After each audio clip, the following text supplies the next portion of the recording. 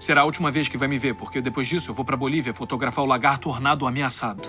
Eu admito que foi um dia lindo, com vistas deslumbrantes, chuva romântica.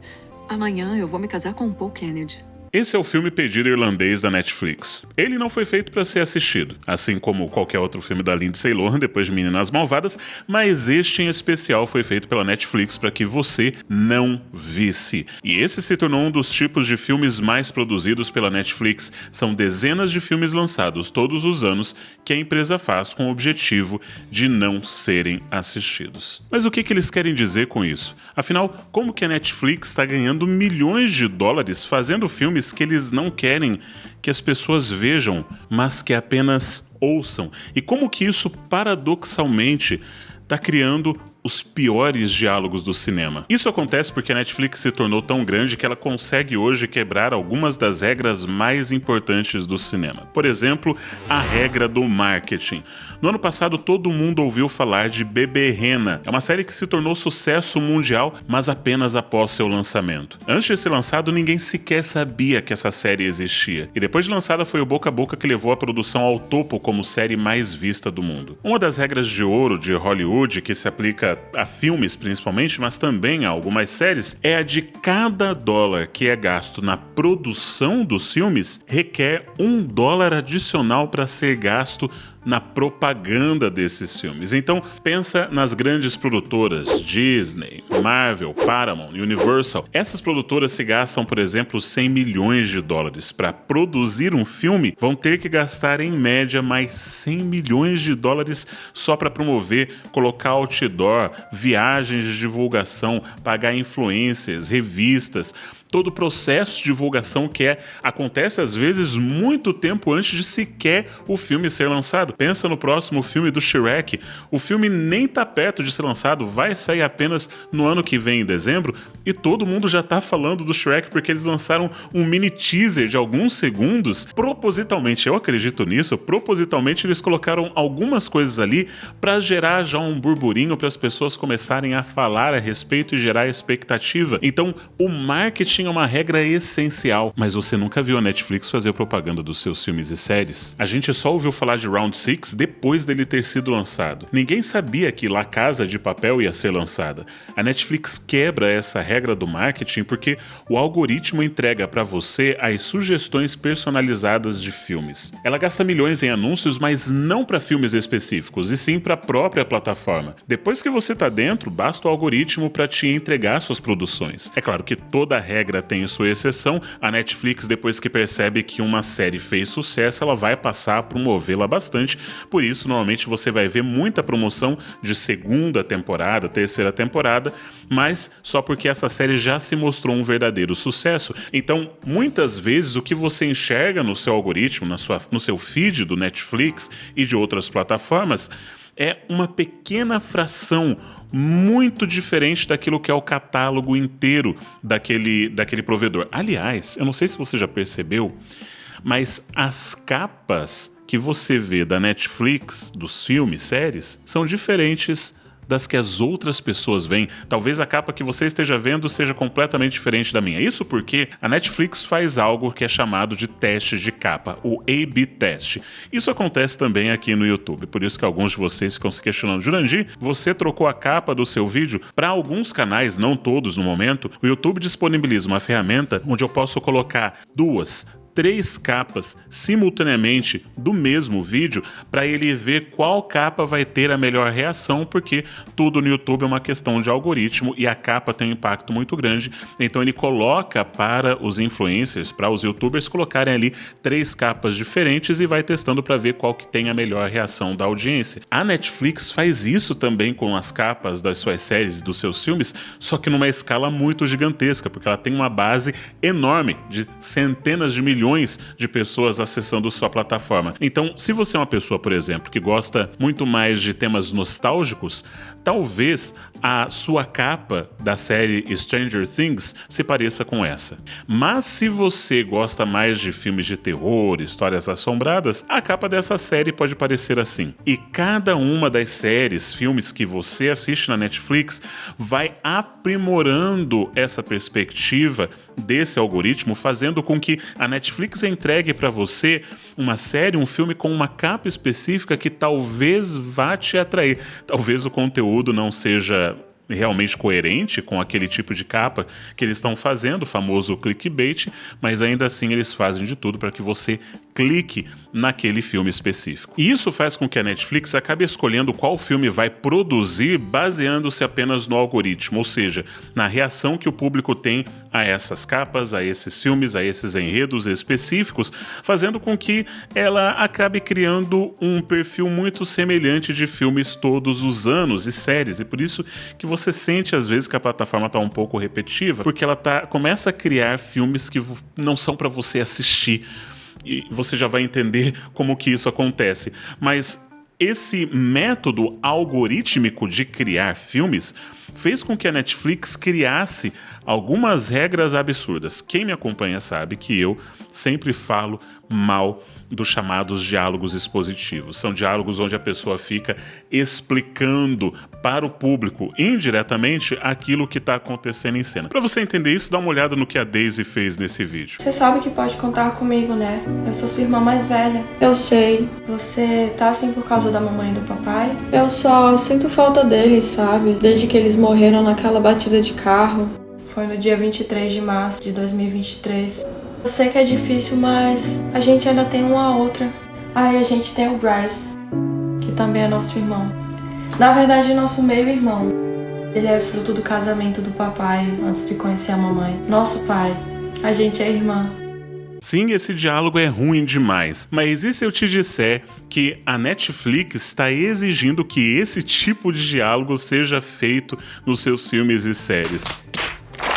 Vários roteiristas da Netflix já revelaram que eles estão recebendo uma nota específica dos executivos dizendo o seguinte: faça com que esse personagem anuncie o que está fazendo para que os espectadores que estejam acompanhando o programa apenas como plano de fundo possam entender o que está acontecendo. Ou seja, a Netflix está fazendo filmes que não são para serem vistos, mas que são para serem tocados de plano de fundo, enquanto você está, sei lá, mexendo no celular, limpando a casa, preparando comida. Antigamente, a gente colocava o jornal ou uma música para ficar passando aquele barulhinho no fundo enquanto você fazia seus afazeres, mas a Netflix percebeu que boa parte do seu conteúdo estava sendo usado dessa forma. O Hollywood Reporter disse que o filme Atlas, da Jennifer Lopez, era mais um filme da Netflix para assistir pela metade enquanto lava louça. E por isso os filmes da Netflix possuem tanta exposição. Se você não está olhando para a tela, não haverá storytelling visual. Quando você vai para o cinema, você só pode fazer uma coisa: assistir ao filme. E isso faz com que o diretor, toda a produção, pense muito bem naquilo que a gente chama de storytelling visual. Cada cena vai ajudar a contar uma história que vai muito além do diálogo, porque você vai estar olhando e prestando atenção em cada pequeno detalhe. E tem filmes que sabem usar isso de forma magistral. Um filme que eu assisti recentemente, que eu achei maravilhoso, é o Vida Selvagem, do Paul Dano. Foi o primeiro filme do Paul Dano como diretor, ele que é um excelente ator. Mas nesse filme, ele usa a câmera para nos mostrar a perspectiva desse garoto de 14 anos, da dissolução do casamento dos pais. E, cara, é genial a forma como ele faz isso, porque a câmera acompanha o rosto desse garoto e nós vemos através das suas expressões, a gente nem sabe direito o que está acontecendo ao redor, mas através dos seus olhos nós conseguimos perceber, ter uma ideia clara de como a vida dele está sendo destruída. Então, é uma forma muito bonita de se contar uma história que você não consegue se você não tem a pessoa olhando para a tela. E isso é muito problemático, porque quando você está assistindo um filme da Netflix, por exemplo, você pode estar assistindo em qualquer lugar. Você pode estar assistindo, por exemplo, no metrô, distraído com as coisas que estão acontecendo ao redor. Então você vai precisar que eles falem exatamente o que está acontecendo para você saber o que está no filme. E isso cria diálogos horríveis, como a gente consegue ver, por exemplo, naquele filme Mistério no Mediterrâneo, do Adam Sandler. É o quê? Não quer tomar uma cerveja? Qual o problema? Eu recebi o resultado da prova para detetive. Você reprovou de novo? É por isso que eu nunca fiz essa prova. É claro que diálogos expositivos são meio que uma marca registrada já do Adam Sandler, mas mesmo assim eu gosto desse cara. Mas se você realmente quer ver um mistério, solucionar um grande mistério, eu recomendo o Investigar Livro-Jogo. No Investigar Livro-Jogo você entra na pele de um detetive na Londres vitoriana desvendando 4 casos inspirados em crimes reais. Suas escolhas moldam a história, levando a diferentes finais e por isso cada partida é uma experiência nova, pois você poderá jogar os casos mais de uma vez. Esse é um material brasileiro, autoral, produzido de forma independente através de financiamento coletivo no Catarse. A qualidade gráfica do material é um show à parte, são 880 páginas, mais de 200 ilustrações exclusivas, trilhas sonoras e 8 audiodramas. É um livro de luxo com capa dura, verniz, fitilho, coisa finíssima. E o melhor, o lançamento traz pacotes especiais e quem garantir agora recebe brindes imersivos como Penny Dreadful, marcadores de página e várias outras surpresas exclusivas, dependendo do pacote que você escolher, porque tem disponível o pacote básico e o pacote mais completo, experiência completa. O pacote imersão já acabou, então se você tem interesse, corre para garantir o seu, entra no link que está na descrição. Eu acho que você vai gostar. Agora, o que a Netflix está fazendo é criar conteúdos extremamente óbvios, porque ela percebeu que é assim que acontece no YouTube. Por incrível que pareça, o YouTube é o maior concorrente hoje da Netflix. E é por isso também que os títulos dos filmes e das séries da Netflix estão se tornando cada vez mais na cara, muito óbvios. Por exemplo, se você quer fazer um filme sobre um misterioso assassinato, que tal chamar o filme de Murder Mystery, que traduzido seria Assassinato Misterioso. Ainda bem que na tradução para o português colocaram como Mistério no Mediterrâneo, que é um pouco melhor, mas ainda não resolve o problema. Ou quem sabe se você quer fazer um filme sobre uma garota alta, que tal chamar o filme de Tall Girl, ou seja, Garota Alta, que em português ficou Crush à Altura, que conseguiu ser pior do que o original. E se o protagonista do seu filme gosta de cavalos, vamos chamar de Garota do Cavalo, Horse Girl. Se ela é skatista, vamos chamar o filme de Garota Skatista, Skater Girl. Se for um filme sobre garotas desaparecidas, que tal chamar de Garotas Perdidas, Lost Girls? Isso sem falar na seção de documentários da Netflix, que é bem peculiar. Um ex-executivo da Netflix disse no artigo de 2023 da New Yorker sobre o boom dos documentários em streaming, e ele disse que a Netflix investe muito em documentários, mas olha só o que ele explicou. Não basta fazer algo que alguns milhões de pessoas possam realmente amar quando você está tentando alcançar 25 milhões ou 50 milhões de pessoas. Muitos documentários, eu diria que a maioria dos documentários não atingem esse patamar. Mas então qual tipo de documentário alcança esse padrão Netflix para conseguir visualizações? Bom, algumas coisas de true crime, algumas coisas também de exposed, de seitas, esportes, gastronomia e também aquelas biopics, aquelas biografias elogiosas de algumas personalidades. A Netflix está repleta de filmes focados apenas nesse estranho fenômeno da falta de atenção.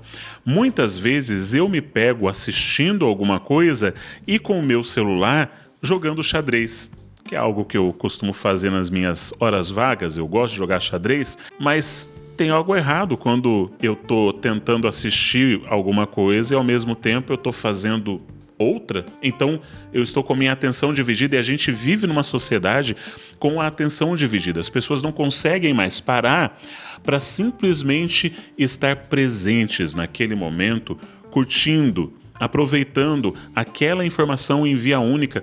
Quantas pessoas fazem isso? Assistem um filme, uma série, mas ao mesmo tempo estão fazendo várias outras coisas ao mesmo tempo e daí depois reclamam que o filme, a série estão ruins, mas nem se deram a oportunidade de simplesmente ver aquilo, de estar presentes naquele momento, ou simplesmente de não fazer nada, porque a gente tem tanta coisa o tempo todo ocupando a nossa atenção que a gente deveria se perguntar, será que a gente não precisa de vez em quando simplesmente parar e não fazer absolutamente nada?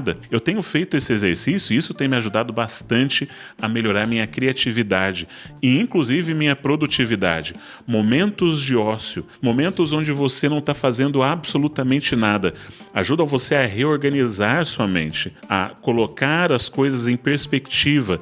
E assim, quando você volta para a atividade, você volta com um ânimo novo e também com uma perspectiva nova, com capacidades diferentes. Então, ao invés de sucumbir a essa moda na Netflix de ter que ouvir os personagens explicando detalhadamente o que está acontecendo, a gente pode simplesmente escolher bons filmes e boas séries, estarmos presentes, prestarmos atenção, olharmos para a tela e curtirmos aquela experiência única. Se você gostou desse vídeo e o assistiu, não apenas o ouviu, porque os meus vídeos eu mostro coisas, é importante que você não apenas o ouça, que você também o assista. Se você curtiu esse vídeo, não se esquece de se inscrever nesse canal e também deixar o seu like. Cerca de 60% das pessoas que assistem meus vídeos no canal não são inscritas. E é muito importante a sua inscrição, porque isso sinaliza para o algoritmo novamente, o algoritmo entender que esse conteúdo é relevante e assim ele vai entregar para mais pessoas. Um forte abraço e arrivederci.